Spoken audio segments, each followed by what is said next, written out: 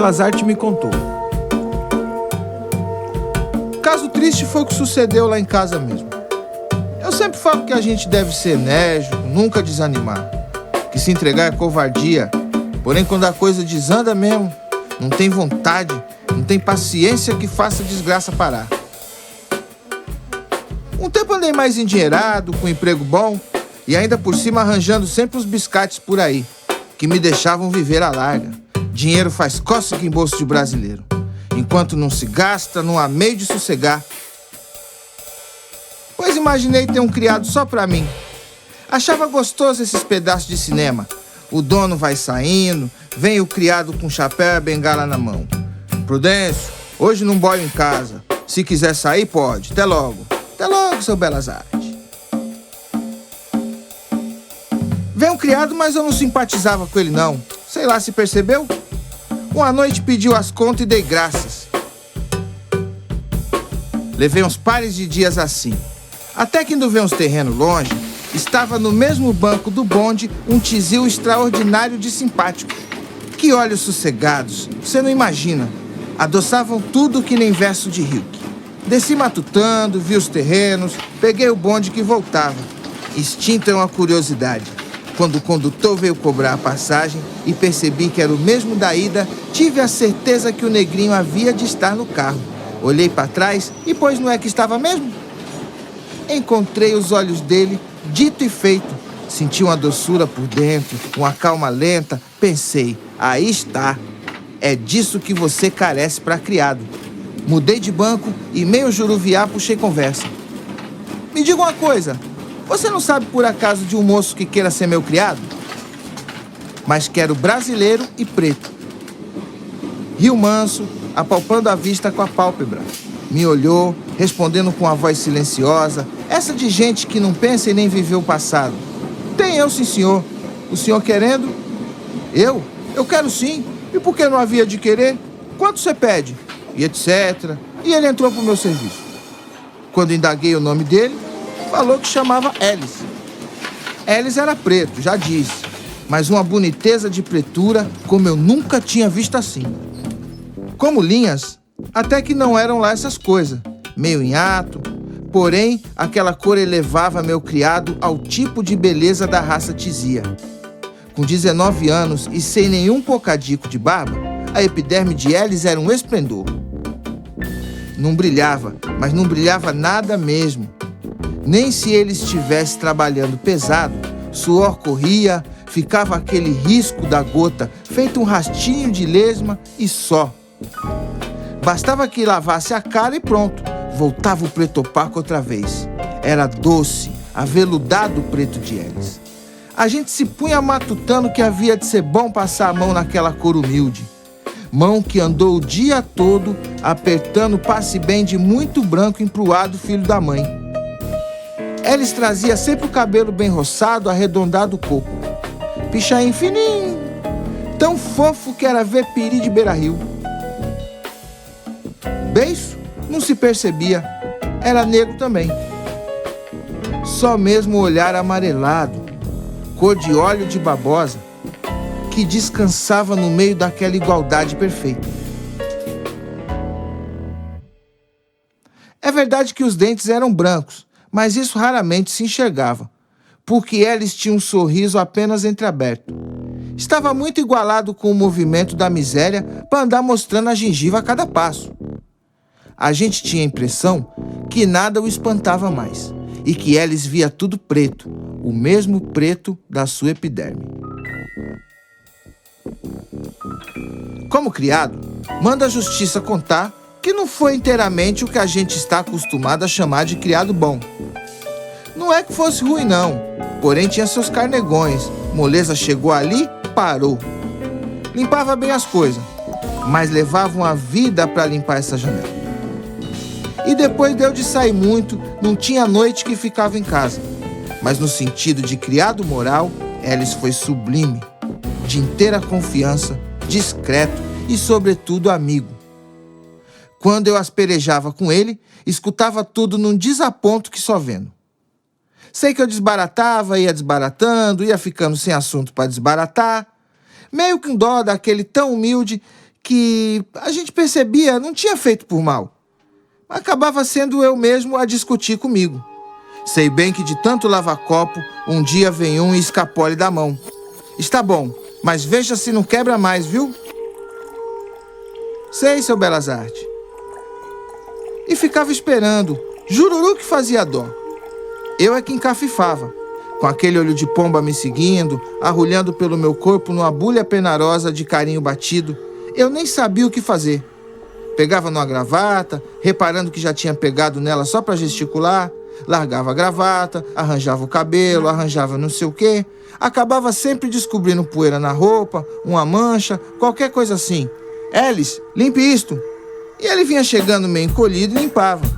Então o olho de babosa pousava em minha justiça tremendo. Está bom assim, seu Belas Artes? Está, pode ir. Ia, porém ficava rondando. Mesmo que fosse lá no andar térreo trabalhar, me levava no pensamento. Ia imaginando um jeito de me agradar. E não tinha mais parada nos agradinhos discretos enquanto eu não ria para ele. Então a gengiva aparecia.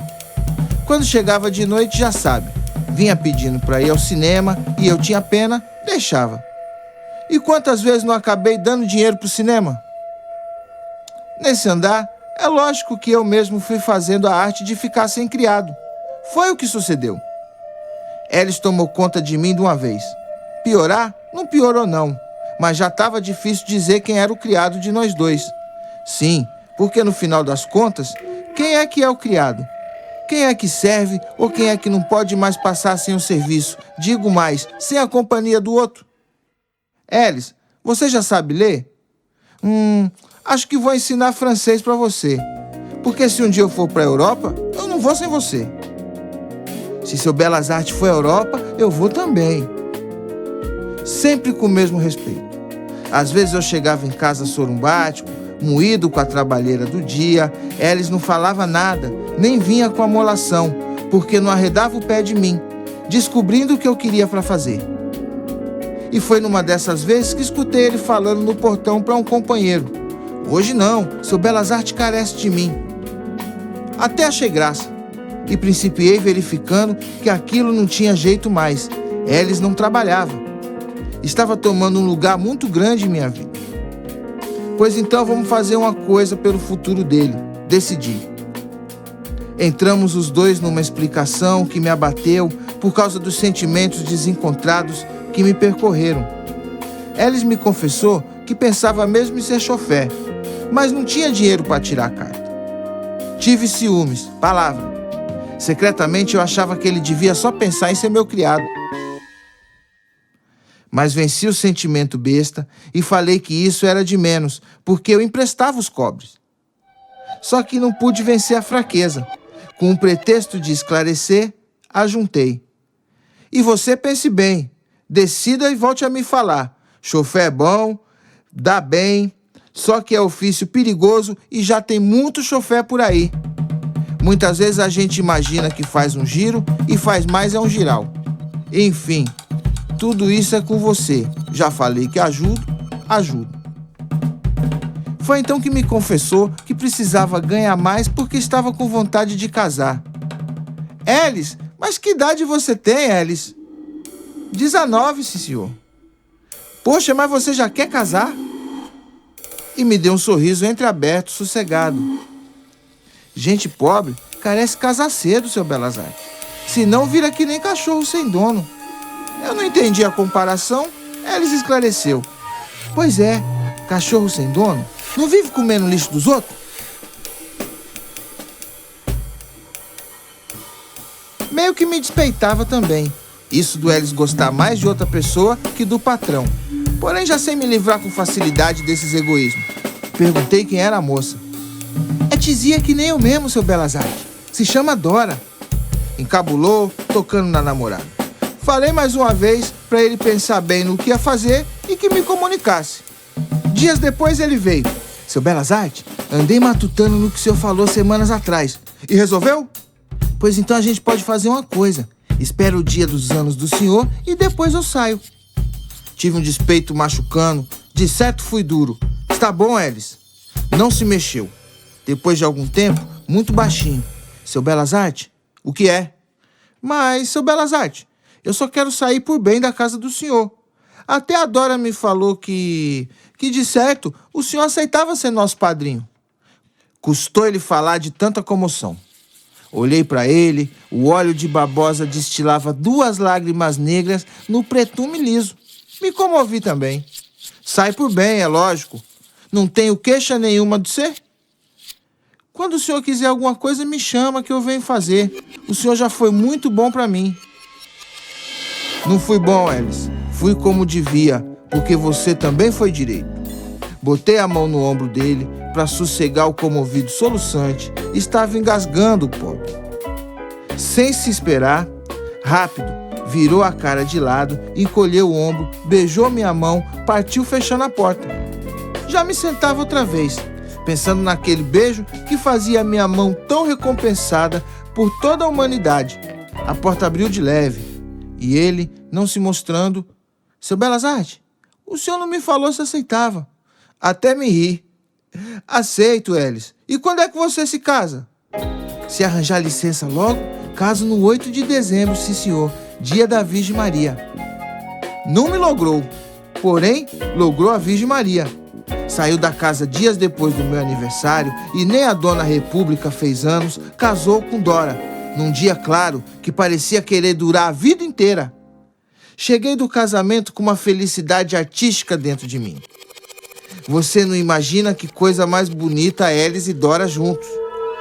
Mulatinha lisa, cor de ouro, isto é, cor de óleo de babosa, cor dos olhos de Elis. E nos olhos, então, todo esse pretume impossível que o medo põe na cor do mato à noite. Você de certo já reparou, a gente vê uns olhinhos de menina boa e jura. Palavra que nunca vi olho tão preto. Vai ver! Quando muito, é olho de cor de fumo de mapingui. É o receio da gente que bota escureza nos olhos de todos os nossos pecados. Que gostosa Dora! Era uma pretarana de cabelo alcochoado e corpo de potranquinha independente. Tinha um jeito de não querer, meio fiteiro, um dengue meio fatigado oscilando na brisa. Tinha uma fineza de S espichado que fazia ela parecer maior do que era, uma graça flexível. Nem sei bem o que é que o corpo dela tinha, só sei que espantava tanto o desejo da gente que o desejo ficava de boca aberta, extasiado, sem gesto, deixando respeitosamente ela passar entre toda a cristandade. Dora linda!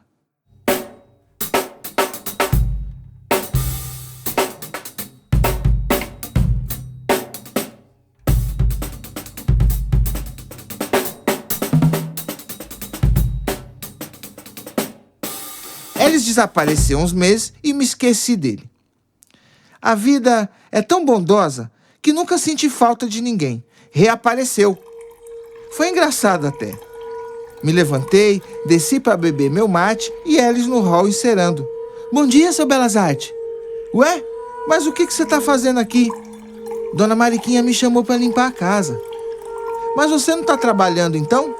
Trabalho, sim senhor. Mas a vida anda dura mesmo, seu Belas Artes. A gente carece de pegando o que acha. A fúria de casar borrara os sonhos do chofé. Vivia de pedreiro. Mamãe encontrou com ele e se lembrou de dar esse dinheiro semanal pro mendigo quase. Um Elis esmulambado, todo sujo, todo cheio de cal. Dora andava com muito enjoo, coisa de filho vindo. Não trabalhava mais. Elis, com pouco serviço, estava magro e bem mais feio. De repente, uma semana não apareceu. Que é, que não é. Afinal, veio uma conhecida contar que Elis tinha adoecido de resfriado. Estava tossindo muito, aparecendo uns caroços do lado da cara. Quando vi, até assustei. Era um caroção medonho, parecendo um abscesso. Foi ao dentista, não sei. O dentista andou engambelando Elis num sem fim de tempo. Começou a aparecer um novo caroço do outro lado da cara. Mamãe imaginou que era anemia. Mandamos Elis no médico de casa, com recomendação. Resultado, estava fraquíssimo do peito. E se não tomasse cuidado, bom... Calvário começou.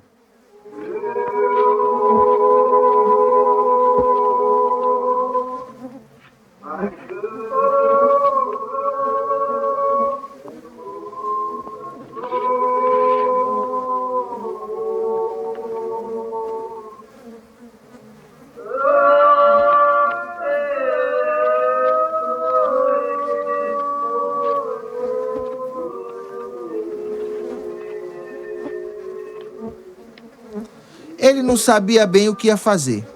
Eu também não podia estar recolhendo 2 em casa, ainda mais doentes. Vacas magras também estavam pastando no meu campo nesse tempo. Foi uma tristeza.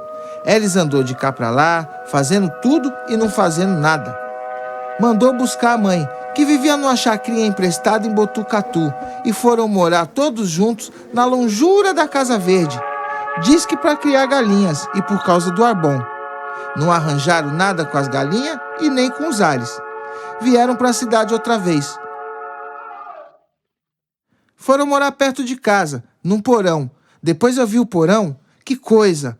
Todos morando num buraco de tatu.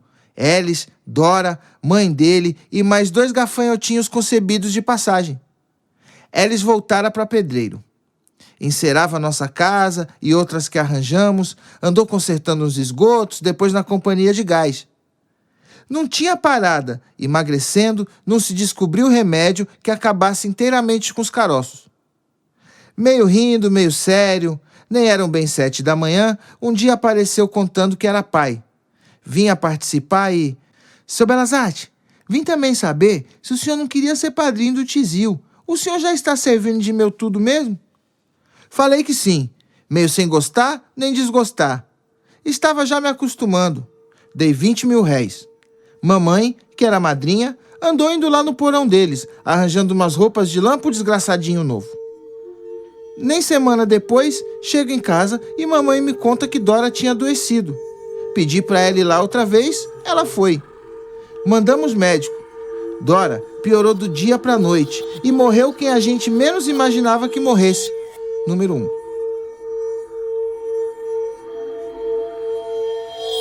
O menino está chorando lá na torre de Belém.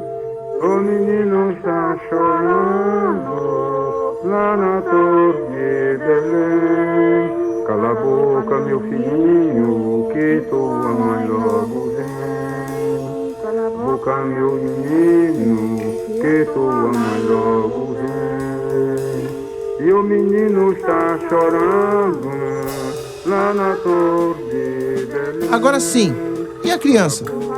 É verdade que a mãe do Elis tinha ainda filho de peito. Desmamou o safadinho que já estava errando a língua portuguesa e o leite, então, foi mudando de porão. O dia do batizado, sofri um desses desgostos, fadigante para mim que vive reparando nas coisas. Primeiro, quis que o menino se chamasse Benedito, nome abençoado de todos os escravos sinceros. Porém, a mãe do Elis resmungou que a gente não devia desrespeitar a vontade de morto, que Dora queria mesmo que o menino se chamasse Armando ou Luiz Carlos. Então pus autoridade na questão e, cedendo um pouco também, acabamos carimbando o desgraçadinho com o título de Luiz.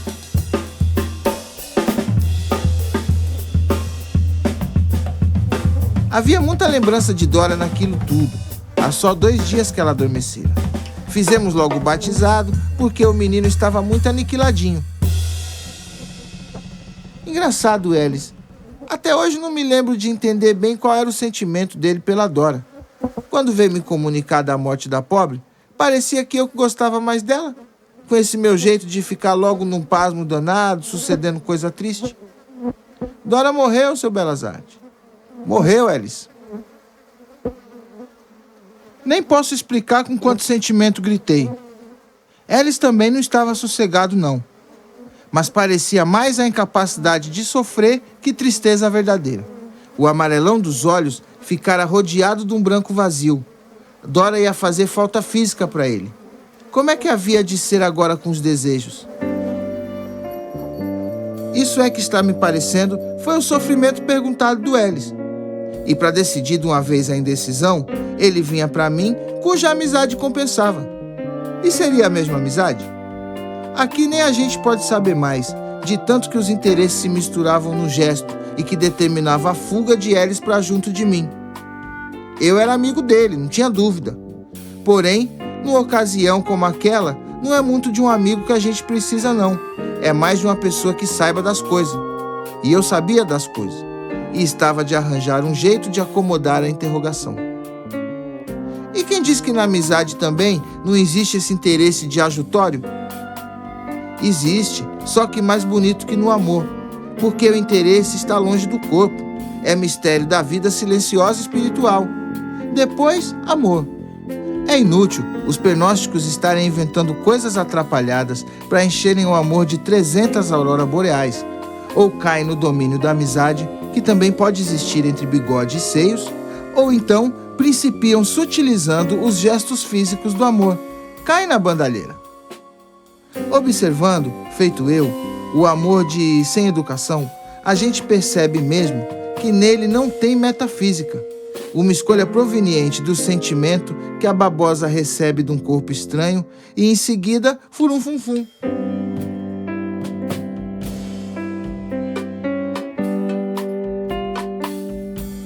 A força do amor é que ele pode ser ao mesmo tempo amizade, mas tudo que existe de bonito nele não vem dele não, vem da amizade grudada nele. O amor, quando enxerga defeito no objeto amado, cega, não faz mal, mas o amigo sente. Eu perdoo você. É isso que é sublime no amigo, essa repartição contínua de si mesmo, coisa humana profundamente, que faz a gente viver duplicado, se repartindo num casal de espíritos amantes que vão, feito passarinhos de voo baixo, parando rente ao chão sem tocar nele. Dora era corpo só, uma bondade inconsciente. Eu não tinha corpo, mas era protetor.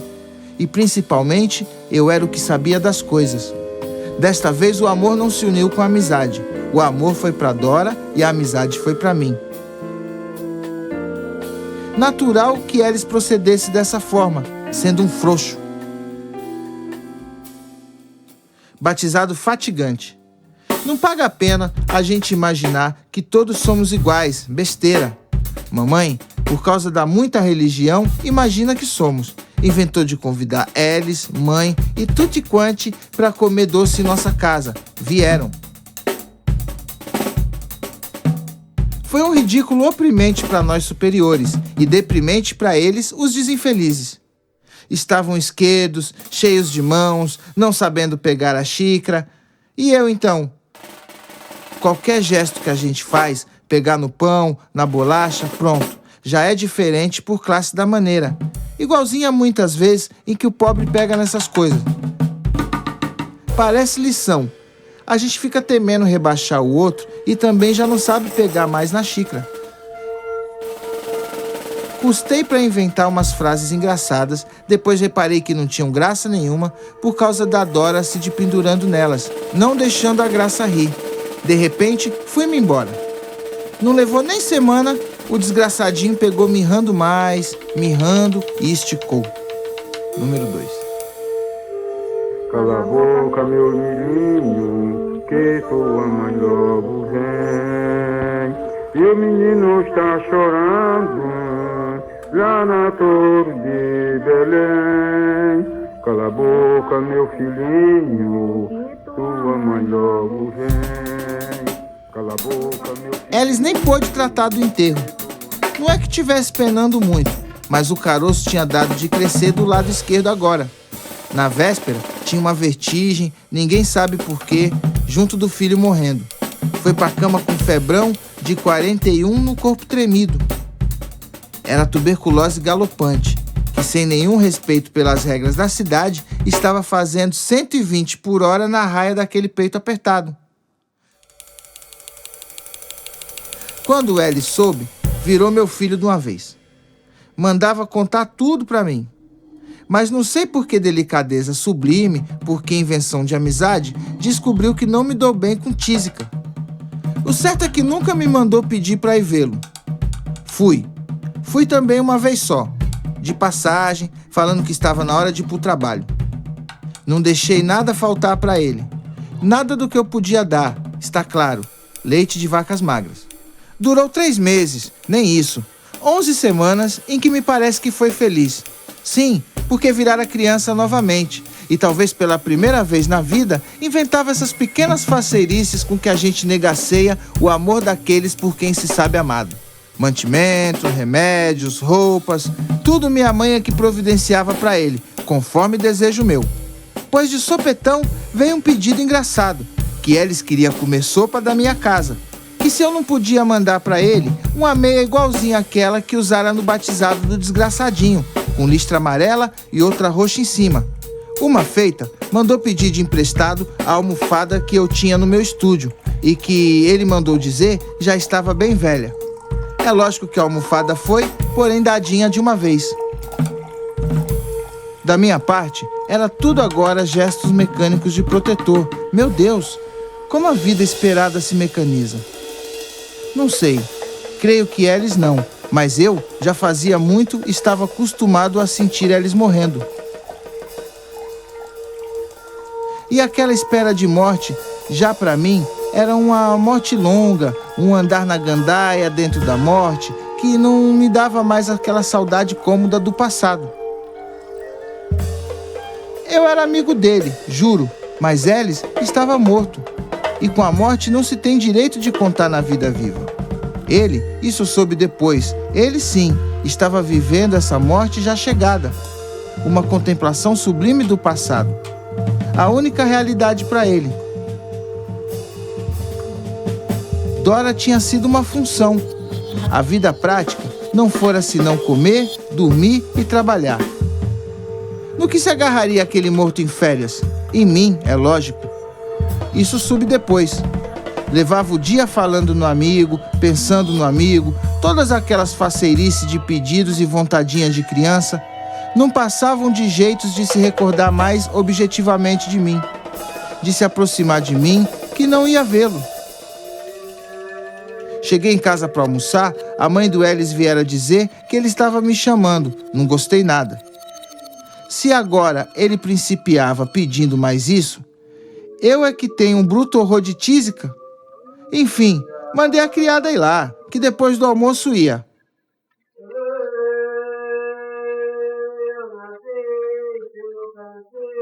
Quando cheguei na porta, os uivos da mãe dele me deram a notícia inesperada. Sim, inesperada, porque já estava acostumado a ficar esperando e perder a noção de que o esperado havia mesmo de vir. Entrei. Estavam uma italianona vermelha de tanto choro por tabela e 2 tizios fumando. Morreu? Ah, su belas arte, tanto que o povo está chamando o signore. Mas já morreu, é? Que esperança! Desde manhãzinha estão chamando. Onde ele está? Um dos tizios. Está lá dentro, sim, senhor.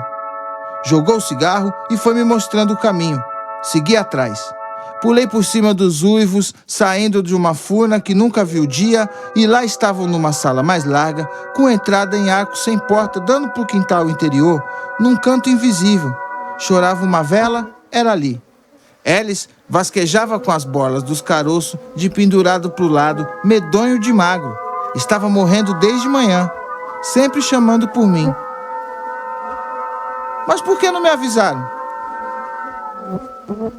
Era não sei quantas vezes que agarravam a vela na mão dele já em cruz, para sempre fantasiada de morte. De repente o soluço parava. O moribundo engolia seco e pegava me chamando outra vez. Afinal, parava de chamar fazia mais de hora. Parece que a coisa estava chegando. Falei baixo, sem querer, me acomodando com o silêncio da morte. Elis. Ô Elis. Nada. Só o suspiro serrando na madeira seca da garganta. Os outros me olhavam, esperando o que eu bem podia fazer pelo coitado. Até parecia que o importante ali era eu.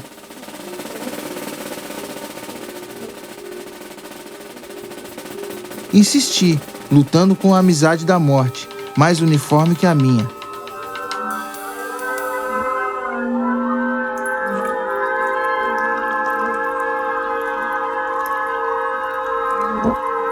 Com mentira e tudo, até me parece que eu insistia mais para vencer a predominância da morte e aqueles assistentes ali não me verem perder uma luta. Botei a mão na testa morna de Elis, havia de me sentir.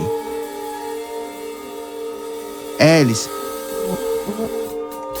Sou eu, Elis. Sossegue que já cheguei, ouviu? Estou juntinho de você, Elis. o soluço parou. Pronto, assim que está facendo 10 de manhã, povero. Tira a vela, Maria. Deixa a vela, ó Elis. Elis abriu as pálpebras, principiou abrindo. Parecia que não parava mais de abrir. Ficaram escancaradas, mas o olho de babosa não se vê escorrendo mais. Pupilas fixas, retas, flechando o teto preto. Pus minha cara onde elas me focalizassem. Estou aqui, Elis. Não tenha medo. Você está me enxergando, hein?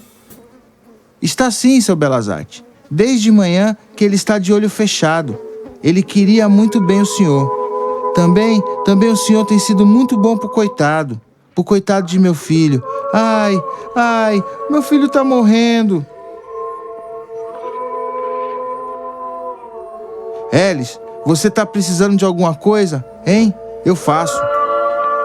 A gelatina me recebia sem brilhar. As pálpebras foram cerrando um bocado. Instintivamente, apressei a fala, para que os olhos ainda recebessem meu carinho.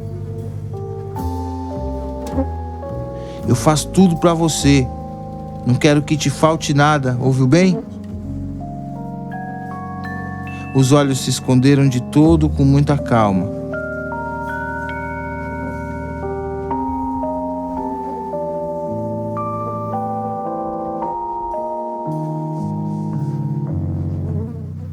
Meu filho morreu. Ai.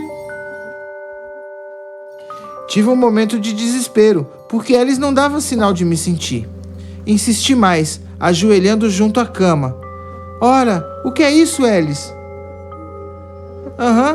Só falava no senhor. Ontem mesmo disse pra mim que, melhorando, cavava um poço no fundo para enterrar todos os micróbios, para depois pedir para morar no porão da casa do senhor. Levem ela. Não vale a pena estar escutando esse choro. Transportaram os uivos. Estaria escutando ainda? Insisti numa esperança exacerbada pela anedota da negra, sem querer, perverso, voz pura, doce de carícia. Elis, você não me responde mesmo. Abri os olhos mais um pouco outra vez. Me via. Foi tão humilde que nem teve o egoísmo de sustentar contra mim a indiferença da morte. O olhar dele teve uma palpitação franca para mim. Elis me obedecia ainda com esse olhar.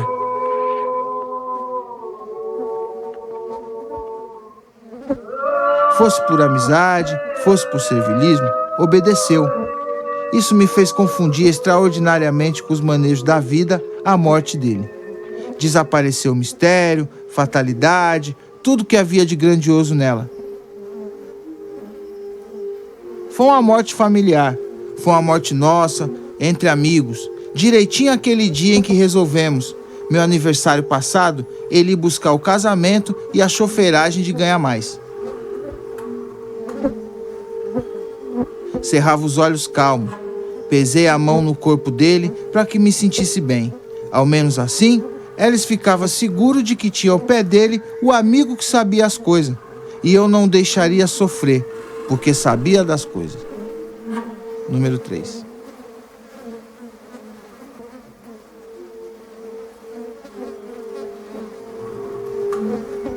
O negro tem uma parte, tem uma parte de cocão, que tem os olhos encamados, outro é bem amarelo. Foi convidado ao riachão para cantar o magrelo. Havia numa cidade uma moça de firmeza, que essa moça mais um moço, pobrezinho com natureza. Uma sexta e no sábado, um dia na mesma tarde, que essa moça malumou, jogou lá mente uma raída. Minha gente, venham ver, coisinha de admirar. O que Marina sofreu para poder se casar. E do amor tem que ser, mesmo no pé do açar. E do amor tem que ser, mesmo no pé do açar.